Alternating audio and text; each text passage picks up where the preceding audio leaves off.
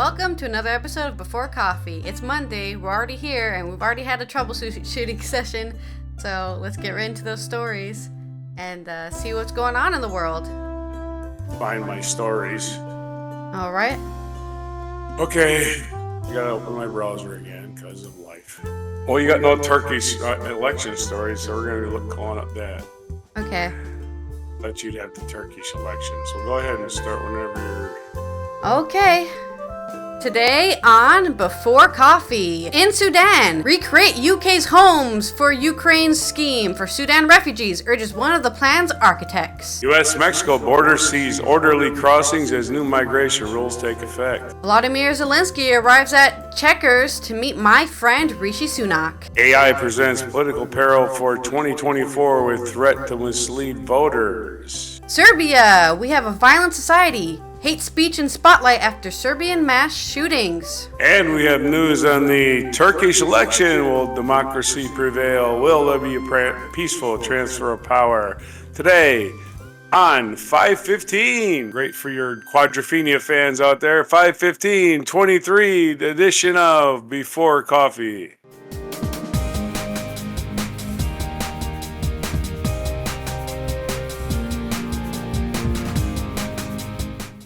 All right, let's get into my first news story here with Sudan. One of the architects of Britain's Homes for Ukraine scheme is calling on the government to replicate the program for refugees from Sudan. Dr. Krish Kandia, the director of the Sanctuary Foundation, which was instrumental in matching many British hosts with Ukrainian refugees, said he wanted the country to show the same generosity of spirit to those fleeing war in Sudan as it did to Ukrainians. Within days of proposing the idea online, more than 100 people have formally registered with the organization as being willing to host Sudanese families escaping the civil war. Kandia said, "We're not asking for unlimited numbers. We're just asking for equity. The same opportunity that was given to Ukrainians, if they can find a sponsor and a host, can happen to a Sudanese person too." He added, "The Homes for Ukraine and Ukrainian Family Scheme have been an incredible success, welcoming over 173,000 refugees to the UK, frequently being hosted in people's homes. We need to show that same generosity of spirit and open hospitality to people from Sudan." Chris Wilmot, 56, a retired university lecturer, and his wife, Anne Wilmot, 55, a doctor, have signed up to host at their home in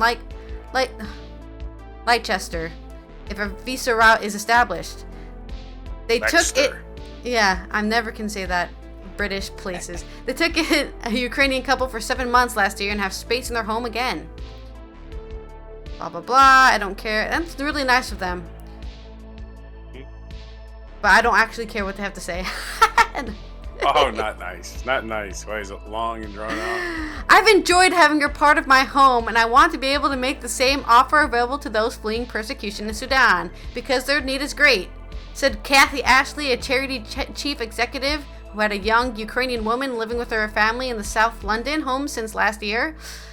Sanctuary Foundation is also proposing the family visa scheme set up for Ukrainian relatives of people already living in Britain should be emulated for Sudan. Many expatriate Sudanese families living in Britain are worried for their relatives and want the opportunity to open up their homes. Mohammed Amin, 40, arrived at a refugee Mohammed Amin, 40, arrived as a refugee by boat from Calais in 2020 after fleeing Sudan and now has asylum. His sister and nephew recently fled Khartoum and he wants them to be able to live with him. "The situation is bad. We need the same things that were done for Ukraine," he said. "I'm trying to help them, but it's difficult. They ran out of Khartoum and they have no food, no place. I'm trying to send them money from here to there, but the banks aren't working." Khartoum, as everybody says it. Khartoum? It's like, yeah. Al-Ghali Said, who came to Britain from Sudan almost 2 decades ago, wants his adult son, Hussam, who has been living in Khartoum, to be able to join him. Saeed, 56, who works as a taxi driver and lives with his wife and daughter in a 4-bedroom house in Rotherham, says he has room for him to join. "All we ask is for the British people to help us like they did the Ukrainians," he said. A government spokesperson said there were no plans to open a bespoke resettlement route for Sudan, adding that it was focused on preventing a humanitarian emergency by working with international partners and the United Nations to bring an end to the fighting. Since 2015, we have offered a safe and legal route to the UK to almost 500,000 people seeking safety, but our approach must be considered in the round rather than crisis by crisis basis. Basically, they're racist, but they don't want to say they're racist, so they're going to say, oh, we don't know if it's possible. Ukrainians are white people, you see? That's why they're allowed in our country. You can't tell the difference between a white person, unless they're Polish, of course. If they're Polish, they're not allowed to come. That's the whole reason they did Brexit, is to get rid of Polish people. Ukrainians, though, are way better than Polish people. I don't... Well, that statement. Go ahead. No, I'm just being prejudiced, okay? Well, you're being prejudiced. I know, that's what I'm saying. I am. I'm admitting that I'm being prejudiced here against the UK and their immigration policy. Well, here's the thing. I don't even know what their immigration policy is, but if I hear a statement that says they should treat us just like Ukrainians, how do you know if the Ukrainians are getting that great of a deal? Maybe somebody's getting a better deal, right? You know, the Ukrainians are sitting there in a tent going, this ain't that fucking great, man. All right. Well, they just want to be allowed to enter the country. That's why they're asking. They're asking for equity. They're just asking for the opportunity. Treat us like American refugee. Yeah. Was that the end of the story? I'm sorry. No, that's the end of the story. You can go with yours. I can stop talking and move on. All right. U.S.-Mexico border news. This is from AP. Valerie Gonzalez, Elliot Spagat, and Giovanni Del Toro. U.S.-Mexico border was relatively calm in the U.S. as U.S. ended its pandemic-era immigration restrictions. Now, here's a racist policy. You want to stop here and pause, because Title 42 is basically the last COVID restriction. Yeah. All COVID restrictions were removed months ago, but here we still have one at the U.S.-Mexico border. Racism, possibly. A full day after the rules known as Title 42 were lifted, and the Supreme Court was the only people keeping them in place. Whatever. Migrants and government officials on Friday were still assessing the effects of new regulation adopted by President Joe Biden's administration of hope of stabilizing the southwest border region and undercutting smugglers who charge migrants to get there. Migrants are now essentially barred from seeking asylum in the U.S. if they did not first apply online or seek protection in the countries they travel through. Families allowed in their immigration cases progress will face curfew in GPS monitoring. Those expelled can now be barred from re-entry for 5 years and face possible criminal prosecution. Across the river from El Paso is Ciudad Juarez, Mexico. Many migrants watch their cell phones in hopes of getting a coveted appointment to seek entry. The official app to register to enter the United States underwent changes this week as it offered appointments for migrants to enter through land crossings. Many migrants in northern Mexico resigned themselves to waiting for an appointment rather than approaching the border without authorization. I hope it is a little better and that the appointments are streamlined a little more, said Uremi de Pablos, 21, a Venezuelan traveling with 7 cousins, who has been waiting in Ciudad Juarez for a month. Fearing deportation, De Pablos did not want to cross illegally. We have to do it the legal way. The U.S. Homeland Security Department said it has not witnessed any substantial increase in immigration. Back in southern Mexico, migrants, including children, still traveled to railways in Ecotaka and Friday, desperate to clamber aboard freight trains heading towards the U.S. It says desperate. That's editorializing. I don't like it when they do that. They're desperate. Oh, look at them. Oh, there'll be another train. I don't know. It's just kind of like editorializing. The legal pathways touted by the Biden administration consist of a program that permits up to 30,000 people a month from Haiti, Cuba, Nicaragua, and Venezuela to enter if they apply online with a financial sponsor and enter through an airport. About 100 processing centers opening in Guatemala, Colombia, and elsewhere for migrants to apply to go to the U.S., Spain, or Canada. Up to 1,000 can enter daily through land crossings with Mexico if they can secure an appointment with the app. If it works, the system could fundamentally alter how migrants come to the southern border. But Biden, who is running for re-election, faces withering criticism, legal challenges, so forth and so on. And again, the system is going smoothly as it starts, but we'll see if anybody rushes to the border. But I think actually what happens, people rush to the border when you announce it's closing. More unlikely.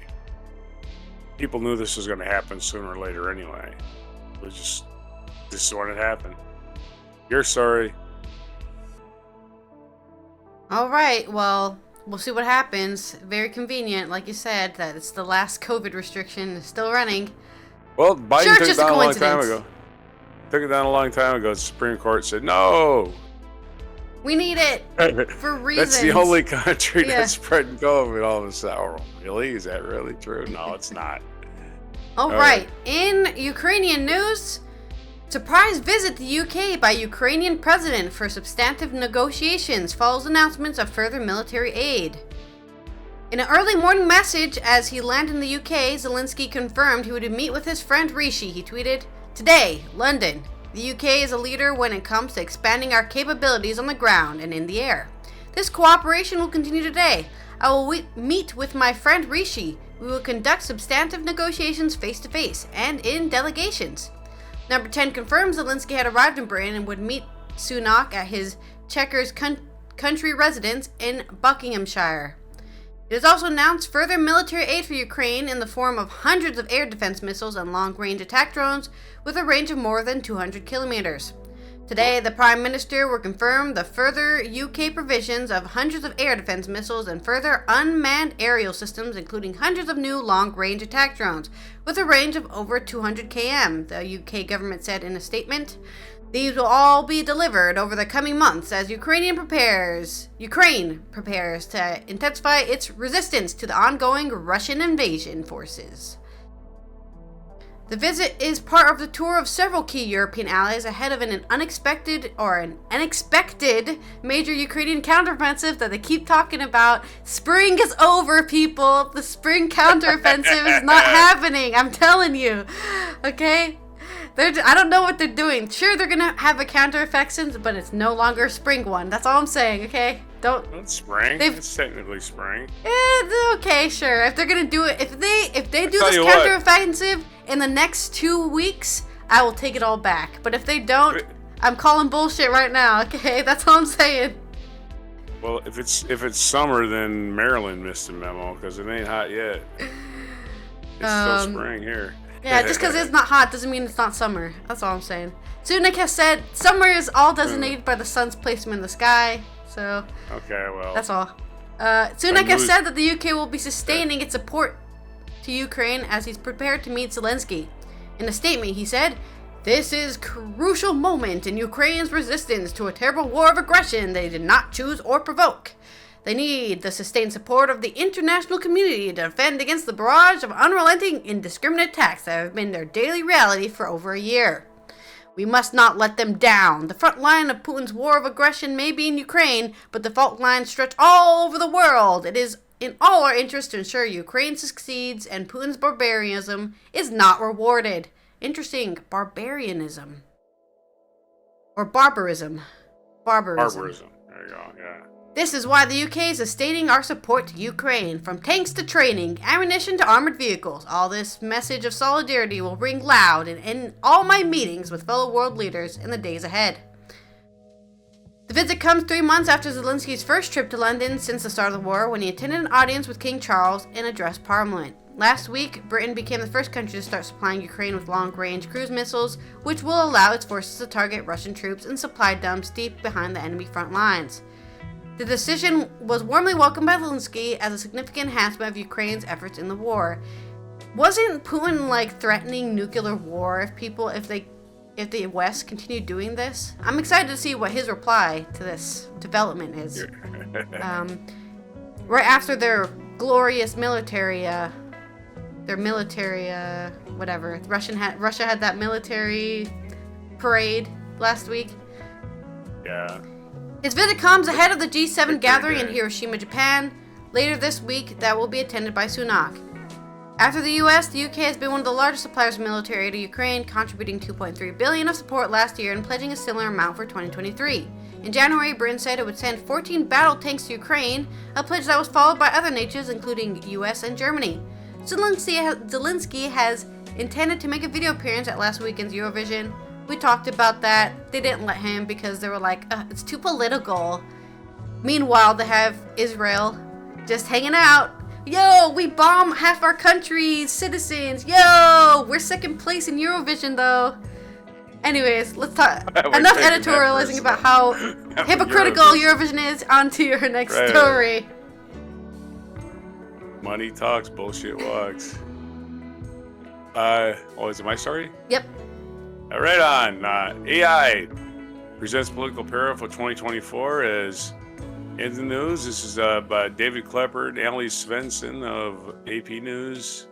And in news, people are highly suggestible dopes. Oh, sorry, that's not in there. Computer engineers and tech-inclined political science, well, that's the subtext of this. Computer engineers and tech-inclined political scientists have warned for years that cheap, powerful artificial intelligence tools would soon allow anyone to create fake images, video, and audio that was realistic enough to fool voters and perhaps sway the election. The synthetic images that emerge are often crude, unconvincing, and costly to produce, especially when other kinds of misinformation were so inexpensive and easy to spread on social media. The threat posed by AI and so-called deepfakes always seem to lure to away. No more. Sophisticated AI tools now create cloned human voices and hyper-realistic images, videos, and audio in seconds at minimal cost. When strapped to powerful social media algorithms, this fake and digitally created content can spread far and fast and target highly specific audiences, potentially taking campaign dirty tricks to a new low. The implications for the 2024 campaigns and elections are as large as they are troubling. Generative AI can not only rapidly produce targeted campaign emails, texts, or videos, it can also be used to mislead voters, impersonate candidates, and undermine elections on a scale and a speed not yet seen. We are not prepared for this, warned A.J. Nash, Vice President to Intelligence at the cybersecurity firm ZeroFox. To me, the big leap forward is the audio and video capabilities that have emerged. When you can do that on a large scale and distribute on a social platform, well, it's going to have a major impact. AI experts can quickly rattle off a number of alarming scenarios in which generative AI is used to create synthetic media for purposes of confusing voters, slandering a candidate, or even inciting violence. Here are a few. Automated robocall messages in a candidate's voice instructing voters to cast ballots in the wrong date. Audio recordings of a candidate supposedly confessing to a crime or expressing racist views. Video footage showing someone giving a speech or an interview they never gave. Fake images designed to look like local news reports. Falsely claiming a candidate dropped out of the race. What if Elon Musk personally calls you and tells you to vote for your certain candidate? Orion Edzoniani, the founding CEO of Allen Institute of Owls, of AI, a lot of vowels in there, who stepped down last year to start the nonprofit AI Squared. A lot of people would listen, but it's not him. That's a lot of words in between what he said.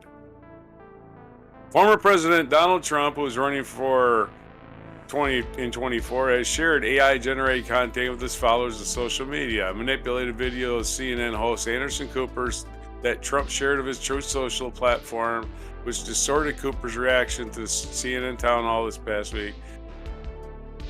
With Trump was created use AI voice cloning tool. Well, if you're dumb enough to listen to Trump, you're listening to just what I need. A dystopian campaign ad released last month by the Republican National Committee offers another glimpse of this digitally manipulated future. The online ad, which came after President Joe Biden announced his re-election campaign, said something stupid. Serious, the RNC acknowledges use of AI, but others, including nefarious political campaigns and foreign adversaries, will not, said Petro Stoyanov, Global Chief Technology at ForcePoint, a cybersecurity company based in Austin, Texas. Stoyanov predicted that the groups looking to meddle in U.S. democracy will employ AI and synthetic media in a way to erode trust. Yeah. Just put a bunch of fake ads like they did on Facebook back in 2016, and everybody just believes them. Now there'll be AI fake videos. And I don't know, I haven't been fooled by AI fake audio yet at all, so. And I don't think I've been fooled by a video yet, so maybe they'll fool me. We'll see. Your story. I've definitely seen some fake stuff. Like, for example, there was a bunch of images of Trump being arrested in New York City. Those weren't real. None of those were real. Were you fooled by it, is what I'm saying. I thought, when I saw them at first, I thought they're real. But as always with everything on Twitter, I always go to the comments and then somebody said, these are fake. And I was like, okay, that's all I need to see. I trust that guy way more than a random image on the internet. I'm very aware, yeah. Yeah, it's like, you're going to be suckered in. You're going to be suckered in. And you're probably just, you're giving your money to some televangelists already. I don't know. Televangelist. Well, I'm just saying, people give money to televangelists. You're stupid enough to fall for that, you'll fall for anything. That guy's going to get me into heaven, I got to send him money? What? Huh? How does that work? All right, in Serbian news, editorializing about televangelists. Well, it's the same thing. In Serbian news, after a bunch of mass shootings. In the first week of an amnesty after mass shootings plunged their country into shock and soul-searching, Serbians surrendered more than 13,500 weapons, from guns through hand grenades to anti-tank launchers and hundreds of thousands of rounds of ammunition. Why does somebody have hand grenades and anti-tank launchers in their house? Well, it is Serbia. They were in a war very recently. In case friends drop over. But in a deeply divided nation awash with lethal weaponry, where war criminals are glorified, reality shows on state TV star convicted murderers, and memories of savage recent conflicts run deep, many doubt whether the president's pledge to disarm the country will be enough. Oh, you're trying to say it's a cultural problem, huh? I know a similar place to that. 17 people were killed and 21 injured this month in 2 shootings in many days.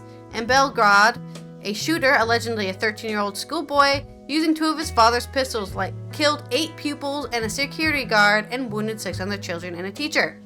The suspect is in custody and undergoing psychological evaluation, but is too young to be held criminally responsible. His father is accused of training the teenager to handle weapons and failing to adequately secure the pistols, and also tell him not to shoot people if they make you angry. If somebody pisses you off, don't kill them. That's the one lesson he should have taught them at that point. The following day, a man brandishing an assault rifle and pistol killed 8 people and injured a further 14 in 2 villages around 30 miles south of the capital. A 21-year-old suspect, arrested wearing a pro-Nazi Generation 88 t-shirt, is in custody. The president, Alexander Vučić, I don't know how to say that because it has weird accents, a populist, pro-Kremlin authoritarian whose political roots are in far-right nationalism. He was briefly the information minister under the late Serb leader and indicted war criminal Slobodan Milosevic, decreed an attack on our entire country. Vučić, I don't know how to say his. I really don't know how to say his name. Vučić announced the month-long gun amnesty, promising that the people could hand over illegal weapons, ammunition, and ordnance, as well as legally owned arms they no longer wanted, anonymously and without fear of prosecution. Wait, if this guy's like a far-right nationalist, won't he just go straight to... Alright, it's now a dictatorship and you guys don't have weapons, so haha, joke's on you. I'm worried that's what we're going for here. With this article, I'm worried that's what the article is going to go into. Oh. Vučić won some praise, in particular abroad, for the move, with some commentators contrasting his decisiveness with the apparent inability of the U.S., which this year alone has witnessed 22 mass killings in which 4 of them or more people have been killed, excluding the perpetrator, to tackle its accelerating gun violence. He has further pledged a 2-year moratorium on new gun licenses, a review of current licenses, more psychological checks, 1,200 extra police officers in schools, which is not a solution to anything, longer jail terms for gun crimes, and illegal weapon possession. Adding more police never improves anything. I don't care what country you're in, never helps anything. Except for helping you get more fascists, that's for sure. That's what they're going for in this article. But while the president was promising a sharp response, urgent measures, and severe penalties to tackle gun crime, many Serbs are asking what else may lie behind it. Aha! And how far Vučić, who has been in power since 2014, which is a long time, may have contributed to excessive violence in the country and its politics on TV. Some support the government's measures. There's too much violence. I do not know how they did not address this issue so far, said a retiree. But others are not reassured. I do not know what to think. I have a kid and I do not feel safe. I keep my eyes peeled in the playground. Thousands took to the streets of Belgrade on Friday in a second opposition-led Serbia Against Violence protest march, demanding the resignation of the interior minister. The education minister also already gone, and an end to what may see as a culture of violence fanned by the media and ruling party politicians. Vučić has accused his opponents of seeking to exploit the tragedies for political ends and announced plans for his own rally in late May. Wait a minute, he also capitalized on the tragedies to make all guns, to turn your guns in. So, I don't know. You're both making it political. It's fine. Just admit it. Nobody knows how many guns there are in Serbia, a country of about 6.8 million people. Majo Belios, a researcher at the Belgrade Center for Security Policy, said it was unclear how many weapons were registered, let alone how many were held illegally. Repressive knee-jerk measures would not help, Belios said. Serbia has among the most police officers per capita in Europe, but that has not left citizens feeling safe or resolved the violence problem. Yes, like I said, adding more police does not cause any solutions to this problem. Despite ready access to weapons, mass shootings were rare in Serbia before this month. The last major incident was in 2013, but amid hardship, the legacy of the war, endemic corruption, and high levels of violence in society, politics, and the media, experts have long warned that the presence of so many guns posed a threat. Zoran Gavrilovic, a sociologist at the Bureau of Social Research, said that shootings had not surprised him. The social climate was leading to this. We have a violent society. It was just a matter of time for it to erupt, he said. Anyways, this article keeps going, but it looks like what this article is trying to say, which I slightly agree with, is that, well, having a bunch of guns is never good.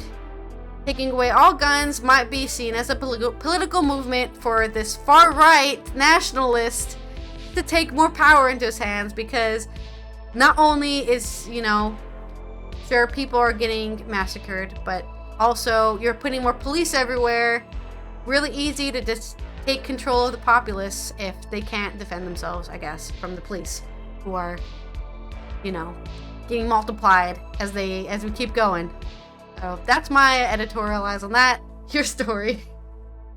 Well, we have Turkey election news from Turkey, from the AP. Susan Fraser, Zeynep Belgingsoy. Okay, this is Turkey election news. Turkey presidential elections appeared headed for a runoff Monday, with President Recep Tayyip Erdogan, I'm not going to say his first name again, pulling ahead of his chief challenger, but falling short of an outright victory that extend his increasingly authoritarian rule in the third decade. The vote was being closely watched to see if a strategically located NATO country, which has a coast on the Black Sea to the north and neighbors Iran, Iraq, and Syria to the south, remains under the president's firm grip and can embark on a more democratic course envisioned by his main rival, Kemal Kılıçdaroğlu. Wow, boy. Kılıçdaroğlu. While Erdogan has governed for 20 years, opinion polls have suggested that a run could be coming to an end with the economic turmoil, cost of living crisis, and criticism of the government's response to a February earthquake that killed more than 50,000 people. Western nations and foreign investors were particularly interested in the outcome because of Erdogan's unorthodox leadership, of the economy and often more crucial but successful efforts to put Turkey at the center of international negotiations, including in Ukraine.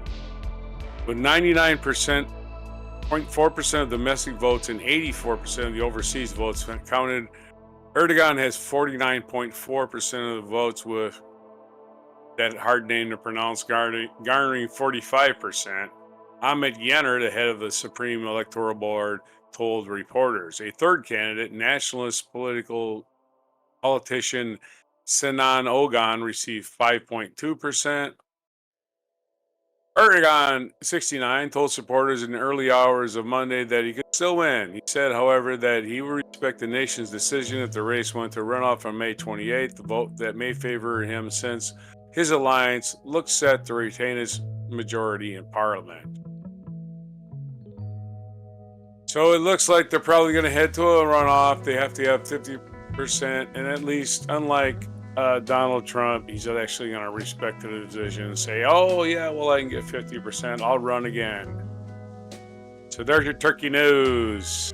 Nothing to really report, except it's really close to having a runoff. It looks like they're going to have a runoff. Yeah, I guess we'll be seeing after. It goes on after. to give the entire history of the Ottoman Empire and the invention of the wheel on this article. So, entire history of the Ottoman Empire. All right. In culture news, the BAFTAs happened this weekend, and if this year's TV bastards are to remember anything at all, then I am afraid they'll be remembered for a mistake. This is an article from Stuart Heritage from The Guardian, so it's very opinionated, talking about how they fucked up, basically. This year's Best International category was already notable for its absences. War for the Absolute God was Better Call Saul, but at least we can console ourselves with the fact that a couple of bangers made it in. In The White Lotus, it is recognized as the sort of wild word of mouth sensation that can only come about organically. And in The Bear, it recognized what must surely, hands down, be the very best television show in the world. I don't know if you've seen The Bear. It's a great,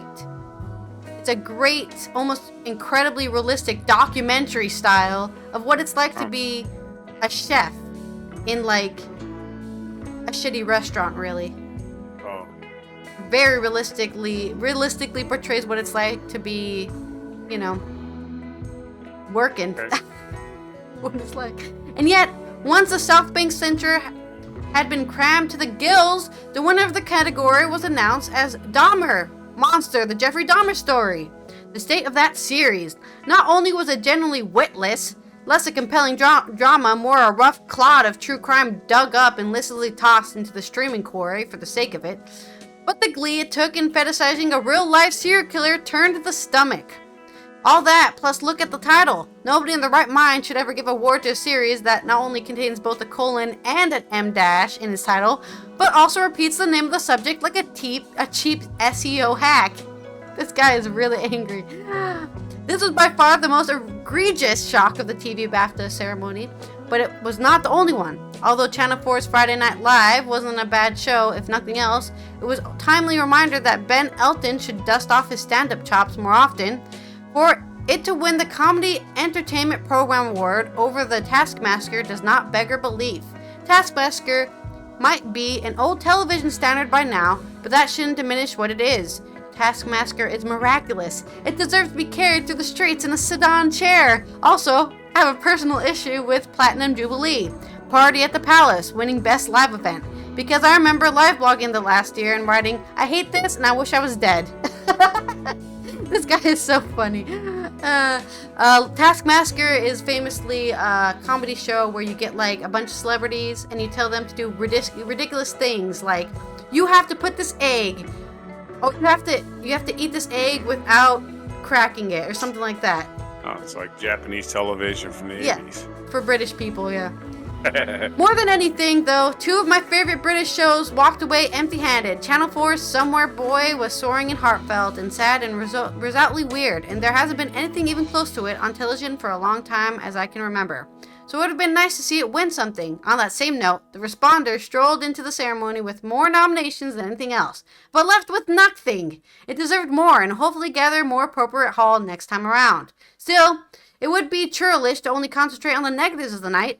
The last time Adele star won a BAFTA was for 2016's Murdered by My Father, in a performance so visceral it was hard to watch. Since then, he's managed to explode in every direction at once, excelling at comedy, drama, sci-fi, and anything else he's chosen to try. So his Best Supporting Actor win for Sherwood was thoroughly deserved. On a similar note, if only because his acceptance speech was the funniest and most sincere of the night, Lenny Rush completely earned his BAFTA for male comedy performance for Am I Being Unreasonable? ? Similarly, The Traitors winning Best Reality and Constructed Reality was a vindication of the year's most buzzworthy hit. Almost as soon as the series began, it started to gain a sort of fervent following we haven't seen since back in the days when The Apprentice wasn't awful. The Traitors landed with such an explosion that we may as well be talking about it in 2 decades from now. So it was smart to chuck an award at it early. For the same reason, Claudia Winkleman won a very well-deserved award for hosting it, not least for remaining identically human despite the continued 2-pronged assault from her fringe and scarf. But none of this means anything. These were the BAFTAs that thought Dahmer, Monster, the Jeffrey Dahmer story deserved recognition. How are we supposed to trust their judgment at all? Yet again, that was an editorial by Stuart Heritage, who was not happy about the TV BAFTAs on Friday. Wasn't Dahmer an American television? Yeah, it was for international show. Oh, that's right. It was on Netflix, wasn't it? Yeah, but it was American. But since it's UK, it's a UK show. It's considered international, right? Because it's an American. Anyways, this week in history, or this day in history. This week in history. Today in history. This day in history. 495 BC. On the Aventine Hill in Rome, the temple of the Roman god Mercury was dedicated. In 1859, jumping way far ahead, chemist Pierre Curie, who was winner of the 1903 Nobel Prize for Physics, along with his wife Marie Curie, was born in Paris on this day in 1859. Let's see what else happened here.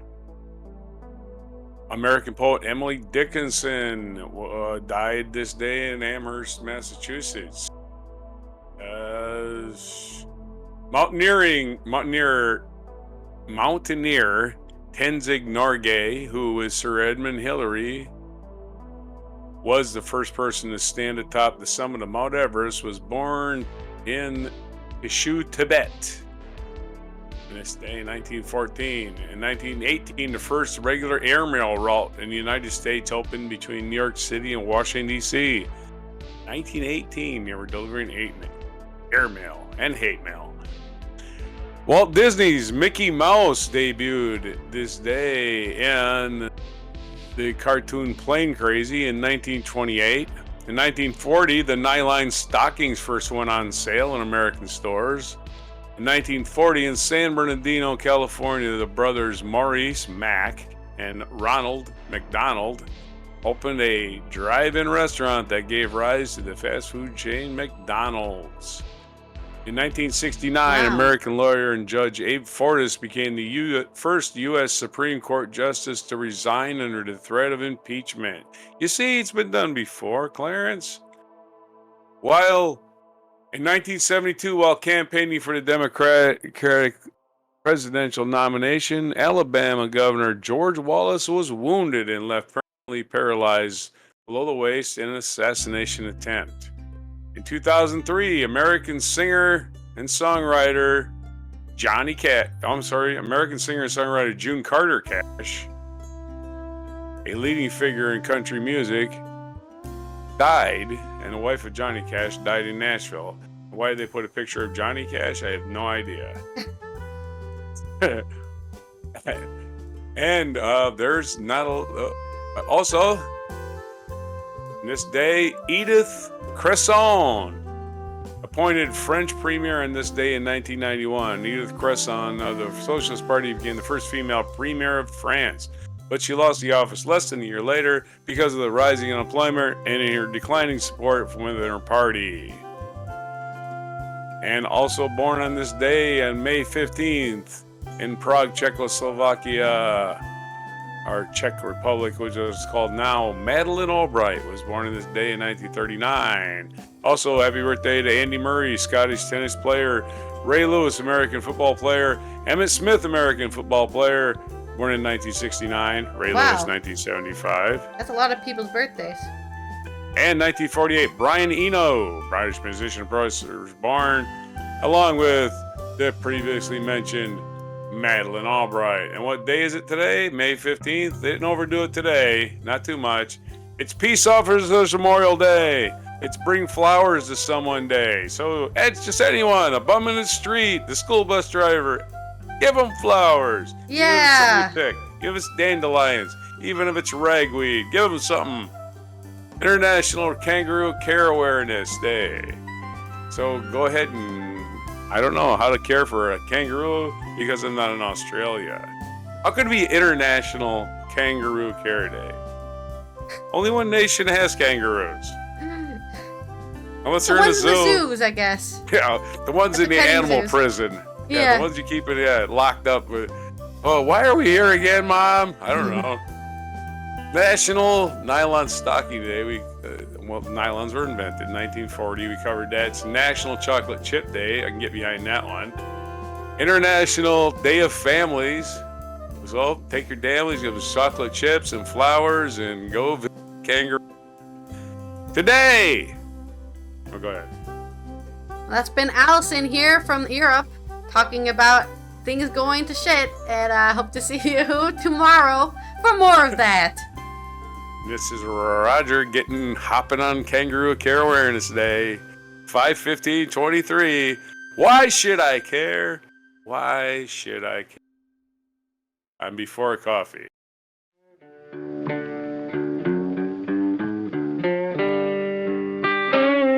Be sure to hit the like, subscribe, and notify buttons, and follow our other channels, Toxic Alley, History of Gravy, and Scratchy Old Records.